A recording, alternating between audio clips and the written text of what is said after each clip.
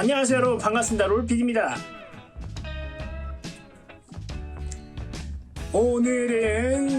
오늘도 가지고 온 캐릭터 열정 마블 코믹스 캐릭터 저저번 주에 예고해드렸던 대로 블랙 위도우를 가지고 왔습니다.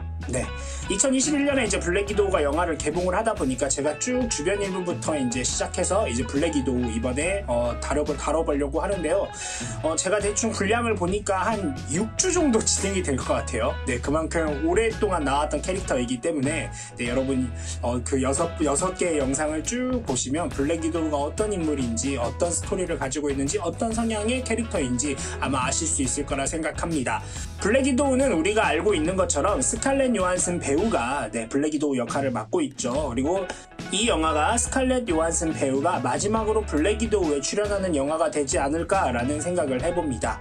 자연스럽게 블랙 위도우 두 번째 블랙 위도우로 넘겨주는 그런 영화가 될 거라 예상이 됩니다. 옐레나 벨로바가 두 번째 블랙 위도우이기 때문에 여기서도 역시 플로렌스 퓨 배우가 엘레나 벨로바 역할을 하기 때문에 블랙 위도우 두 번째 블랙 위도우는 아마 엘레나 벨로바가 그대로 이어가지 않을까 예상을 해봅니다. 그럼 블랙 위도우 어떤 캐릭터인지 한번 알아보도록 하겠습니다. 출발!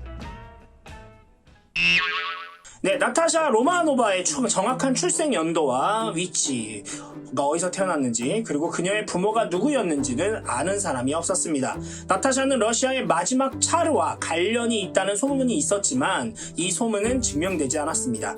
로마노바의 어렸을 적 삶에 대한 이야기는 정말 다양하게 존재를 하고 있었는데요. 그중 하나의 설명은 1928년에 스탈린그라드에서 화재가 발생을 했는데 아기 나타샤와 그녀의 어머니가 살고 있던 건물이 불탔다고 했습니다. 설명에 따르면 나타샤의 어머니는 화재로 죽기 직전에 창 아래에 있던 러시아 군인에게 그녀를 던졌다고 했습니다. 이 군인의 이름은 이반 페트로비치였고요. 나타샤의 양아버지가 되어 그녀를 키웠다는 것이었죠. 이반의 보호를 받는 동안 많은 적들이 공격을 시도한 걸로 보여집니다. 본 스트러커 남작은 나타샤를 성공적으로 납치하여 핸드라고 불리는 마드리푸어의 암살 조직에 그녀를 넘겨주었습니다. 나타샤는 비밀 명령을 받고 일하고 있었고요. 그녀를 납치한 이유는 그녀를 핸드를 위한 암살자가 되도록 준비시키는 것이었는데 실제로 존인을 암살하기 위함이었습니다. 로건은 이 사실을 알고 존인을 대신 살해하고 캡틴 아메리카를 나타샤를 구출한다는 명목하에 해방시켰습니다. 이에 따르면 나타샤는 그 후 성장하여 성숙해졌고 발레리나가 되어 소련에서 명성을 얻었으며 놀라운 운동선수와 학자임을 증명했습니다. 나타샤는 이반 페트로비치의 보살핌 외에도 소련의 블랙 위도우 군사작전 프로그램에 의해 아주 어린 시절부터 길러졌다는 이야기도 있었습니다. 페트로비치는 다른 28명의 여자 고아 아이들과 함께 그녀를 디파트먼트 X로 데려갔고 그녀는 비밀스러운 레드룸 시설에서 전투와 스파이 훈련을 받게 됐는데요. 그곳에서 그녀는 바이오 테크놀로지, 사이코 테크놀로지의 도움을 받아 능력이 향상되었는데 이것은 그녀의 유별나게 길고 젊은 수명에 대한 이유가 되었습니다. 이 이야기에 따르면 그녀는 불쇼위 극장에서 발레를 실질적으로 훈련한 적이 없고 대신 조작된 기억을 이식받은 것으로 드러났습니다.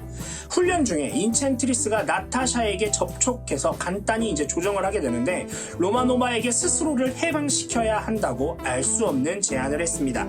나타샤는 인첸트리스가 한 얘기를 듣고 도망을 시도했지만 인첸트리스가 오히려 그녀를 도망치는 것을 막게 됩니다. 이 이야기에 따르면 도망치려 했던 로마노바의 노력은 로마노바를 폐기하려고 했던 프로그램의 기획자들에게 그녀의 가치를 증명해주는 사건이 되었습니다. 어느 것이 정확한지는 모르겠지만 결국 나타샤는 소련의 유명한 시험 조종사인 알렉세이 쇼스타코프와 결혼하도록 주선되었고요. 그녀는 나중에 협박을 받아 남편의 목숨이 위협받았을 때 스파이로 활동하는 데 동의하게 됐습니다. 소련 정부 정보국은 KGB죠. 나타샤와 알렉세이의 기술이 더해져서 그들이 뛰어난 특수공작원이 되었을 거라고 판단하고 알렉세이가 임무를 수행하러 자리를 비운 동안 그들을 갈라놓았습니다. 레드 가디언으로 훈련받은 알렉세이는 미국의 캡틴 아메리카에 대한 대응책이 되었고요. 나타샤는 남편이 실험용 로켓 사고로 죽었다는 말을 듣게 됩니다. 그녀는 KGB에 징집되어 최고의 공작원이 되었고 싸움과 정보 수집에 탁월한 요원이 되었는데요. 이 기간 동안 그녀는 윈터 솔저 밑에서 훈련을 받기도 했습니다. 그녀가 처음으로 블랙 위도우라고 불린 곳도 바로 이곳 KGB였습니다. 나타샤는 나중에 하이드라 암살자로부터 로건을 구해내는데 그는 과거에 대한 어떤 기억도 없는 상태에서 미국에 나타나게 됩니다. 네, 그녀는 얼마 후 3명의 알려지지 않은 미국 스파이가 러시아의 레드스톤 프로젝트를 훔치는 것을 막으라는 KGB가 내린 임무를 수행하던 중 그 남자를 다시 만나게 됩니다. 네, 알려지지 않은 3명의 미국 스파이는 로건, 캐롤 댄버스, 벤 그림이었고요. 로건을 만난 것이었죠. 로건은 여러분 아시다시피 울버린이고요. 캐롤 댄버스는 캡틴 마블이고 벤 그림은 띵입니다.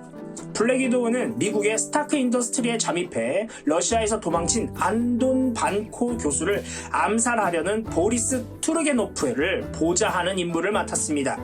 토니 스타크는 아이언맨이었으므로 스타크 인더스트리에 있는 나타샤의 계획을 계속해서 좌절시킬 수 있었죠.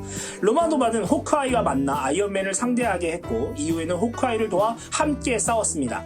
불행히도 호크아이는 러시아 스파이를 도왔다는 이유로 그에게 범죄자라는 꼬리표가 붙게 되죠. 블랙 위도우와 호크아이는 다음으로 초보 슈퍼히어로인 스파이더맨과 충돌하기도 했습니다. 그들은 토니 스타크, 아이언맨에게 더 집중을 하게 됐고 2번 더 충돌을 하게 되는데 그중 첫 번째는 토니 스타크의 군수품 공장을 급습하는 것이었습니다. 그 임무가 실패로 끝났을 때 그녀는 러시아로 다시 끌려갔고 그녀가 벽을 기어오를 수 있게 해주는 새로운 코스튬과 끈을 잡고 움직일 수 있게 해주는 장치를 주었습니다. 그녀는 다시 한 번 더 호크아이에게 아이언맨을 파괴하도록 도와주었는데요. 두 사람은 이제 거의 성공을 했는데 블랙 위도우가 부상을 당하자 호크아이는 그녀를 안전하게 하기 위해 후퇴했습니다. 이 기간 동안 로바노바는 소련에서 망명하려 시도했고 호크아이에 대한 사랑을 느끼기 시작했는데 이로 인해 호크아이는 조국에 대한 충성심이 약해졌습니다. 러시아 정부 정보국에서 사실을 알게 되자 그들은 그녀에게 총을 쏘았고 병원으로 보내졌습니다. 그녀는 호크아이에게 곧장 가서 어벤져스에 가입하라고 설득을 하게 됩니다. 여기까지가 블랙 위도우 첫 번째 이야기였습니다. 마블 코믹스가 보통 처음 등장할 때 이 캐릭터가 어떤 캐릭터인지에 대한 이야기는 주로 하지 않아요. 그냥 일단 등장시켜 놓고 이 캐릭터가 조금 인기가 있다, 조금 뭔가 사랑을 받는다 그러면 그 사람의 과거가 등장하게 되는 케이스들이 굉장히 많이 존재합니다.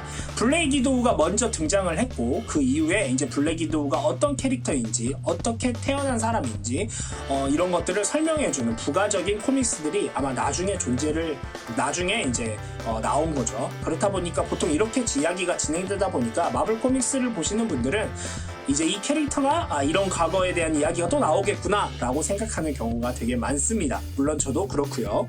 블랙 위도우 이렇게 첫 번째 시간 다뤄보니까 앞으로 또 어떤 내용들이 나올지 기대가 됩니다. 과연 영화랑 비교해서 봤을 때 어떤 이야기들이 과연 영화에 쓰였는지 굉장히 궁금하기도 하네요. 그럼 다음에 블랙 위도우 두 번째 시간으로 여러분 다시 찾아오도록 하겠습니다. 오늘 영상도 봐주셔서 정말 감사드리고요. 이 영상을 보시는 모든 분들이 행복한 하루가 되시길 바랍니다. 오늘 영상도 좋으셨다면 구독과 좋아요 눌러주시고요. 알림 설정 해주시면 여러분 너무나 땡큐.